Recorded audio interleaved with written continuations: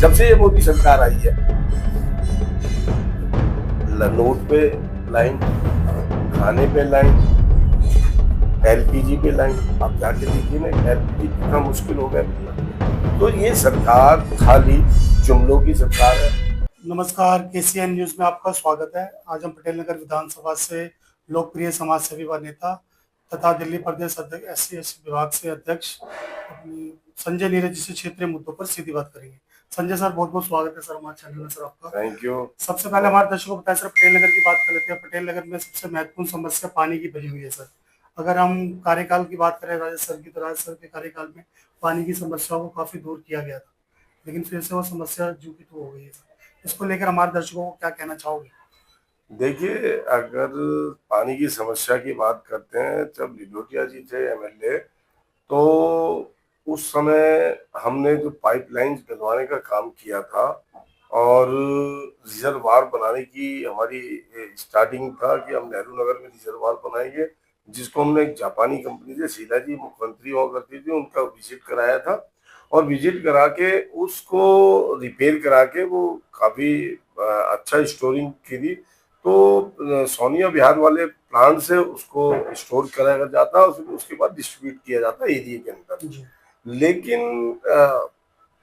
लोगों को ये मंजूर नहीं था कि विकास की जो राह थी वो खत्म कर दी गई और लोगों ने हमें हरा दिया, लिलोतिया जी को हरा दिया, कांग्रेस पार्टी को नकार दिया और एक ऐसी पार्टी को लेके आ गए, आप पार्टी, जिसने लोगों को बरगलाया और लोगों को बेवकूफ बनाया। उसके बाद अब उनके पास ना तो कोई तजुर्बा था, ना कोई सोर्सेस थे, तो जो लोगों की परेशानी थी वो दोबारा और ज्यादा बढ़ गई, पॉपुलेशन बढ़ गई एरिया के अंदर। आप देखो ना, एरिया में लोगों का बड़ी बड़ी, जब पानी आया तो हमारे टाइम में अगर आप बलजीत नगर गए हो तो मैं बता देना चाहता हूँ आपके चैनल के माध्यम से कि वहाँ छोटे छोटे सिंगल स्टोरी मकान थे। लेकिन जब हमने बलजीत नगर वाला रिजर्वायर चालू कराया तो वहाँ मल्टी स्टोरी बनने लगी। मल्टी स्टोरी जब बिल्डिंगें बनेंगी, बिल्डर लॉबी वहां पहुंच गई, तो उन्होंने मकान बनाने चालू कर दिए, पानी की स्रोत चालू हो गई, पानी मिलने लगा लोगों को। उसके बाद क्या हुआ कि जब लोग पॉपुलेशन बढ़ने लगी, अब पॉपुलेशन बढ़ने के बाद पार्टी, कांग्रेस पार्टी को लोगों ने रिजेक्ट कर दिया। उसके बाद जो आप पार्टी आई, अब वो पानी नहीं दे पा रही और समस्या फिर दोबारा से वही होगी। बिल्कुल सर, आपसे जानने की कोशिश करते हैं, इतनी बड़ी पार्टी कांग्रेस पार्टी, 15 साल शीला मैडम का पूरा राज रहा दिल्ली के अंदर, इतनी बड़ी पार्टी एकदम से बिखरने का क्या कारण है सर? क्या जमीन से जुड़े हुए कार्यकर्ताओं को कांग्रेस ने नामंजूर कर दिया? क्या उन्हें सम्मान नहीं मिला? कुछ कार्यकर्ता तो अन्य पार्टी पे भी शामिल हो गए सर। नहीं, देखिए, मैं मेरी राय में कि पार्टी ने, शीला जी ने जो कार्य किए वो एक तो कारण नहीं है, कार्य नहीं है। अगर आप देखेंगे दिल्ली को सुंदर बनाने में जो विजन शीला जी का था वो किसी के पास नहीं है। जितने फ्लाईओवर हैं, जितने दिल्ली की जो कनेक्टिविटी की हैं, वो सारी की सारी शीला जी की देन है। आज जितना ट्रैफिक बिखर गया है, आप देखो ना दिल्ली की इतनी बुरी हालत हो गई है, लेकिन हमारे टाइम में स्मूथ हर जगह, मतलब फ्लाईओवर फ्लाईओवर फ्लाईओवर, मेट्रो की देन आप देखो कितना बढ़िया तरीके से, सुंदर तरीके से मेट्रो बनाई गई। और आज भी वही हमारे किए हुए कार्यकाल ही पूरे नहीं कर पा रहे ये लोग। और रही जनता की, बिखराव कुछ नहीं है। देखो, आप जिनकी आप बात कर रहे हैं कि वो दल बदल के लोग हैं, वो खुद अपने लिए ही सोचते हैं, पार्टी से उनका लेना देना नहीं है। वो जिसकी जिसकी जिसका राज उसके पूत है। वो बेसिकली क्या है कि उनकी विचारधारा वही है कि हमें सिर्फ सत्ता में बने रहना। तो हमारी ही पार्टी से नहीं, बीजेपी के भी कुछ आप पार्टी में गए, कांग्रेस के तो गए गए, तो आप, ये बिखराव नहीं है। ये लोगों ने, जनता ने जो कार्य किया, हम प्रचार नहीं कर पाए। शीला जी ने इतने काम किए, एमएलए ने, लिलोतिया जी ने इतने एरिया में काम किए। आप उनके काम अगर देखोगे, खुद जाके देखिए, लोगों से बात कीजिए, पूछिए, तो लोग बताएंगे कि लिलोटिया जी ने ऐसी कोई गली नहीं, ऐसा कोई क्षेत्र नहीं जहाँ कार्य ना किए हो। तो कार्य बहुत किए, लेकिन जनता, लोगों ने प्रचार हम नहीं कर पाए कि हमने इतने काम किए। वो लोगों ने और दूसरे लोगों ने हमारे को नेगेटिव कर दिया। शीला जी ने उस चीज को बड़ा पोलाइटली ले लिया, नहीं ये केजरीवाल है, कोई बात नहीं। अगर केजरीवाल ने, जब कानून कोई अपने हाथ में लेता उसको अरेस्ट करके थाने में जेल में डाल दिया जाता तो आज ये पार्टी पैदा नहीं होती। बिल्कुल सर, आपकी वार्ड की बात कर लें, वार्ड में क्या जनता के बीच जब आप जाते हैं तो जनता परिवर्तन चाहती है आपकी वार्ड की, और मौजूदा जो वहां से निगम पार्षद है, क्या सफाई व्यवस्था दुरुस्त है आपके वार्ड में? गंदगी का ढेर लगा हुआ है, पंजाबी बस्ती हो, थान सिंह नगर हो, फरीदपुरी हो, इनका इतना बुरा हाल, हर तरफ खुदाई करके डाल दी है, कोई रिपेयर नहीं है, कोई मतलब लोगों का ना जीना दुश्वार हो गया। कविता जी वो खुद तो आती नहीं है, उनकी एज इतनी हो गई है कि वो तो, उनका निकलना तो मैं समझता हूँ मुश्किल है। उनका लड़का ही बेटा घूमता रहता है, वो भी कोई कार्य तो हो नहीं रहे। लोग, मैं जब भी एरिया में जाता हूँ तो लोग शिकायत करते हैं, भाई साहब आप, आपके टाइम में ये था, आपके टाइम में वो था। मैंने भी, आप लोगों ने हमें नकार दिया, अब जो है अब क्या हो रहा है, कह रहे देखो ये गंदगी के ढेर है, सारे क्षेत्र का बुरा हाल है, मच्छर, बीमारियां, लोगों के जो, जिस तरह से दिल्ली को सुंदर बनाया गया था अब उल्टा कर दिया। दिल्ली इतनी बेकार हो गई है, मतलब मेरा क्षेत्र, मेरा वार्ड जो है 85 नंबर वार्ड, इतनी बद से बदतर हालत हो गई है कि आप देख के दुख होता है। तो सर आप ये बताइए, पार्टी आपको क्षेत्र का प्रतिनिधित्व करने का मौका देती है नगर निगम का, तो आप करोगे इस बार? देखिए, अभी अगर पार्टी को जिम्मेवारी देती है तो उस पर विचार किया जाएगा। फिलहाल तो दिल्ली देख रहे हैं, पूरी दिल्ली जो है ना।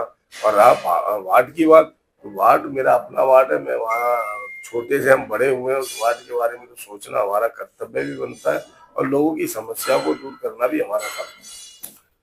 जैसे सर आप दिल्ली प्रदेश से अध्यक्ष भी हो SC ST विभाग से सर, वहीं से संबंधित मैं क्वेश्चन कर लेता हूँ सर। एक भारतीय जनता पार्टी की सांसद अभिनेत्री, वो राहुल जी को अभद्र भाषा का प्रयोग करती है, इसको लेकर क्या कहना चाहेंगे सर आप? देखिए, जिस MP की आप बात कर रहे हैं, रनावत, ठीक है ना, मैं सब सही कह रहा हूँ ना? जी, कंगना रनावत। कंगना रनावत, आप उसकी तुलना राहुल गांधी जी से मत कीजिए। वो जो है ना, एक फिल्म स्टार है। अगर उसकी फिल्में देखेंगे, उसके रियल लाइफ के बारे में जाएंगे तो महिला है, मैं उसके बारे में कुछ टिप्पणी नहीं करना चाहता। लेकिन उसके बाद सोशल मीडिया पे जो सोशल महिलाएं हैं, उन्होंने उसका जवाब दे दिया कंगना रनावत जी को, कि वो पहले अपने गिरवान में झांक के देखे, राहुल गांधी जी जननायक हैं, वो गरीबों के देश के लीडर हैं, ठीक है ना। और रही बीजेपी की बात, तो बीजेपी के नेता इतने बदतमीज हैं। अभी आप हाल ही में, हमारे राष्ट्रीय लीडर हैं खाड़गे जी जो है ना, अब खाड़गे जी के बारे में अगर असम का मुख्यमंत्री, अभी आपने सुना भी होगा, वो बड़ा उसका वो चल रहा है, इतनी अभद्र भाषा का उपयोग करता है कि अगर आपकी एक, ये बताइए मेरे को, मैं आपसे पूछना चाहता हूँ, इस देश में कितने पासपोर्ट रखने का अधिकार है? बिल्कुल एक रखने का अधिकार है। उसकी वाइफ के 3 पासपोर्ट पाए जाते पाए जाते हैं। अगर वो 3 पासपोर्ट, इसका मतलब कोई गलत काम किया ना। अगर हमारे स्पोक पर्सन पवन खेड़ा जी इसका विरोध करते हैं, वो दिखाते हैं कि भाई ये तीनों एक असली हो सकता है, 2 नकली है। आपने दोहरी, मतलब कहाँ कहाँ की नेशनलिटी ले रखी है, ये बताएं। अगर किसी से क्वेश्चन करना इस देश में प्रजातंत्र है, बुरा है, लेकिन उल्टा क्या होता है, हमारी सरकार उसके पक्ष में काम करती है, और पवन खेड़ा जी के यहाँ से ED और CBI भेज दी जाती है। तो इस देश का कानून जो है ना, सिर्फ बीजेपी के हिसाब से चल रहा है। बीजेपी अपने हिसाब से तोड़ मरोड़ के इस कानून का दुरुपयोग कर रही है। बिल्कुल। सर आपसे जान लेंगे, आप काफी लंबे समय से कांग्रेस के सिपाही रहे हो सर। मैं देख रहा हूँ क्या हिंदू के वाक्य में खतरा खतरा महसूस कर रहा है। मैं कुछ लोगों को से मिल रहा हूँ, तो वो कुछ लोग तो पशुओं को भी पालना चालू कर दिया सर, इसको लेकर क्या कहना चाहिए? देखिए, जिस देश का प्रधानमंत्री हिंदू, जिस देश का गृह मंत्री हिंदू, जिस देश के सारे मंत्री हिंदू, उस देश के हिंदू खतरे में कैसे पॉसिबल है? अरे भाई, तुम्हारे पास डिफेंस, तुम्हारे पास है, तुम्हारे पास जल थल सेना तुम्हारे पास है, फिर कैसा हिंदू खतरे में? जिस समय मुगलों का राज था तब हिंदू खतरे में नहीं पड़ा, जिस समय अंग्रेजों का राज था तब हिंदू खतरे में नहीं होगा। आज हिंदुओं की सरकार है तो हिंदू खतरे में? पॉसिबल नहीं है। ये जो अपने काम से फेलियर हो जाते हैं, जो अपने कार्य नहीं कर पाते, जिनको ना तो महंगाई की चिंता है, ना एलपीजी की चिंता है, जो आदमी कहते थे पेट्रोल सस्ता हो जाएगा। आपको याद है वो इनका जो एक ऋषि है, वो आसाराम, बाबा रामदेव, बाबा रामदेव वो जो कान आंख मटकाता है, देखा ना, यूं करता है। अरे भैया, अगर जिस जब 34 रुपए का पेट्रोल हो जाएगा तो आप उसको जिताएंगे या 67 वाले को जिताएंगे? अरे अब कहाँ है 34 रुपए? 94 रुपए पेट्रोल पहुंच गया। आप बताइए ना, 94, 94। क्या जो ना झूठ बोल बोल के उन्होंने सत्ता हथियाई है। और इसका जो ना असर अब उल्टा होने वाला है, और लोग समझ रहे हैं कि झूठी सरकार है। जिस दिल्ली की आप बात कर रहे हैं, उसकी सीएम को ये एक भी, अगर आप उसकी डिबेट देखेंगे, कोई भी वीडियो देखेंगे, ऐसी कौन सी वीडियो जिसमें से वो क्लियर बोलती नजर आ रही है? अगर नेताजी सुभाष चंद्र को नेताजी पैलेस को सुभाष पैलेस बोलती है, और कोई बात होती है कैंसर को केसर बोलती है। क्या हो रहा है इस देश में, क्या हो रहा है इस दिल्ली के अंदर? और जिनको तजुर्बा नहीं है, जब उसके हाथ में सत्ता दे दी जाती है, तो जैसे दिल्ली का हाल है उससे और बुरा होने वाला है अगर ये सरकार रह जाती है। वही सर, जाते जाते आपसे जानेंगे, एलपीजी को लेकर लोग परेशान हैं। दिल्ली समेत भारत के अन्य राज्यों में भी परेशानी बढ़ती जा रही है। मैंने एक भारतीय जनता पार्टी के एक नेता से पूछा कि एलपीजी की बात की जाए तो 2014 से पहले जब कांग्रेस की सरकार थी तो एलपीजी मेरे ख्याल से 410 रुपए में उपलब्ध होता था, लेकिन वो मानने को तैयार नहीं है। उन्होंने कहा कि उस टाइम भी 810 के आसपास ही रेट था, जो बढ़ा के 910 कर दिया गया। देखिए, ये अपनी बात को कहते हैं ना, वो कहते हैं चूहे को हाथी हाथी बोलो तो वो हाथी तो नहीं बन जाएगा।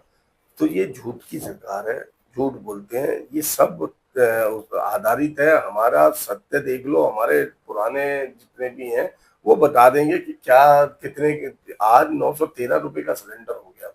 अब बताइए, जिस सिलेंडर को किसी, वो थी ना स्मृति ईरानी, सिलेंडर उठा के घूम रही थी कि सिलेंडर सस्ता नहीं हो तो मैं गंजी हो जाऊंगी। कहाँ गई वो स्मृति ईरानी? जो पेट्रोल के दाम कितने बढ़ गए, एलपीजी के दाम कितने, एलपीजी की लाइन लगने को नौबत आ गई। कभी सोचा था कि एलपीजी दोबारा, जब से ये मोदी सरकार आई है, नोट पे लाइन, खाने पे लाइन, एलपीजी पे लाइन। आप जाके देखिए ना, एलपीजी कितना मुश्किल हो गया मिलना। तो ये सरकार खाली जुमलों की सरकार है, जिन्होंने कभी भी, चाहे केजरीवाल की सरकार हो चाहे मोदी की सरकार, ये दोनों ने बेवकूफ बनाया जनता को। जनता अपने आप को ठगा सा महसूस कर रही है। और मैं समझता हूँ आने वाले टाइम में अगर जनता समझ गई है, जनता को लग रहा है कि हम बहुत परेशान हो गए, तो जनता परिवर्तन करेगी। और वो परिवर्तन आप भी देखेंगे, मैं भी देखूंगा। नीरज सर, जाते जाते कुछ कहना चाहोगे हमारे दर्शकों को आप? मैं बस आप लोगों को पहले तो नमस्कार करके आप सभी को ये कहना चाहूंगा कि देख लिया आपने कि किस तरह खुशहाली का माहौल था, भाईचारे का माहौल था। उस भाईचारे को बनाए रखें और अपने क्षेत्र में विकास को देखें। ये फ्री का जुमला जो है, फ्री के जो आदमी आपको फ्री में देगा, वो आपके बच्चों की ना तो पढ़ाई पे ध्यान देगा, ना मेडिकल पे देगा। जो छोटे छोटे इशू होते हैं, फुटपाथ खड़ंजे, उनको कैसे बनाएगा? जब वो फ्री में देगा तो वो फ्री की चीज तो फिर आपके क्षेत्र को वो बेकार ही करके छोड़ेंगे। तो मेरी आप लोगों से हाथ जोड़ के प्रार्थना है, बदलाव का वक्त है, बदलाव कीजिए, कांग्रेस को लाइए। जय हिंद, जय भारत, जय संविधान। बहुत बहुत धन्यवाद सर आपका भी, आपने समय निकाल कर हमसे बात की सर। शुक्रिया, धन्यवाद सर, थैंक यू।